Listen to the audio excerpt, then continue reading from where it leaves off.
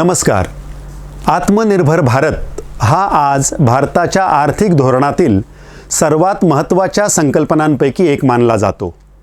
देशात उत्पादन वाढावं, नवीन उद्योग उभे राहावेत, पायाभूत सुविधा मजबूत व्हाव्यात, स्टार्टअप्सना चालना मिळावी आणि भारताने जागतिक अर्थव्यवस्थेत अधिक सक्षम स्थान मिळवावं अशी अपेक्षा या संकल्पनेतून व्यक्त केली जाते. पण या संपूर्ण प्रक्रियेसाठी एक मूलभूत प्रश्न आहे.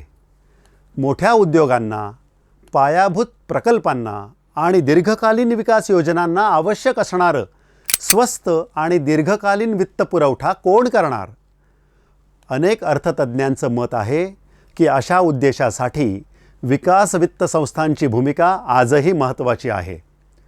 रिझर्व्ह बँकेनेही विविध प्रसंगी दीर्घकालीन विकास वित्त यंत्रणा बळकट करण्याची गरज अधोरेखित केली आहे.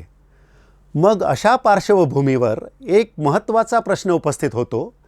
ज्या संस्थेची स्थापना देशाच्या औद्योगिक आणि विकासाभिमुख वित्तपुरवठ्यासाठी झाली, त्या IDBIच्या खाजगीकरणाकडे का वाटचाल होत आहे? हा केवळ मालकी बदलाचा प्रश्न आहे का, की भारताच्या आर्थिक विकासाच्या मॉडेलबाबत सुरू असलेल्या व्यापक चर्चेचा एक भाग आहे?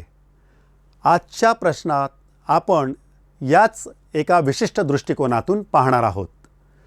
IDBIच्या आवाजातून मांडला जाणारा हा विचार ऐकूया आणि त्यामागील युक्तिवाद समजून घेऊया. चला, मी IDBI बोलतोय. IDBI बोलतोय. आत्मनिर्भर भारत आणि माझे खाजगीकरण हा विरोधाभास का? मी पुन्हा बोलतोय. आज देशाची अर्थव्यवस्था अनेक आव्हानांना सामोरी जात आहे. वाढीचा वेग मंदावला आहे. आज मी केवळ माझ्यासाठी बोलत नाही. मी माझ्या कर्मचाऱ्यांसाठी बोलतोय, माझ्या ग्राहकांसाठी बोलतोय, करदात्यांसाठी बोलतोय आणि भारताच्या आर्थिक भविष्यासाठी बोलतोय. माझे खाजगीकरण कोणाच्याही हिताचे नाही.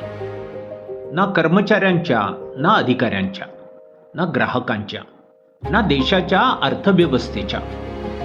म्हणूनच देशातील जनप्रतिनिधी, विचारवंत आणि नागरिकांना आव्हान करते, मोठ्या कर्जबुडव्यांकडून संपूर्ण वसुली करा. कर्जबुडवेपणाला फौजदारी गुन्हा घोषित करा. कर्ज मंजुरीतील जबाबदारी निश्चित करा.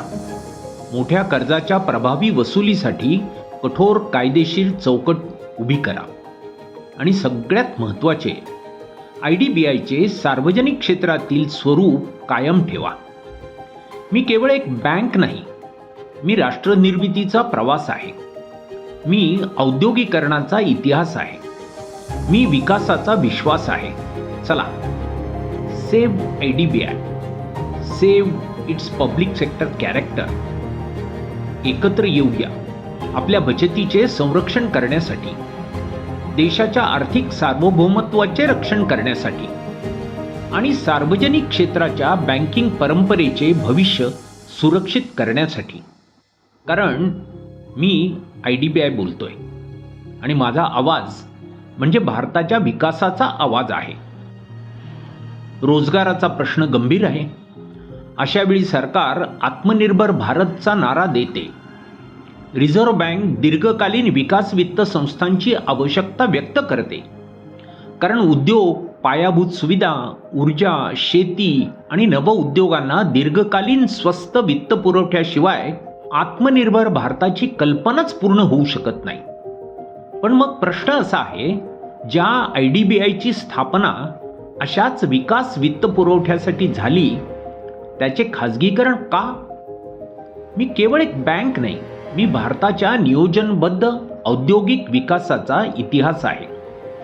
मी SIDBI, national stock exchange, NSDL, SHCIL, Exim bank यासारख्या अनेक संस्थांच्या निर्मितीत योगदान दिले आहे.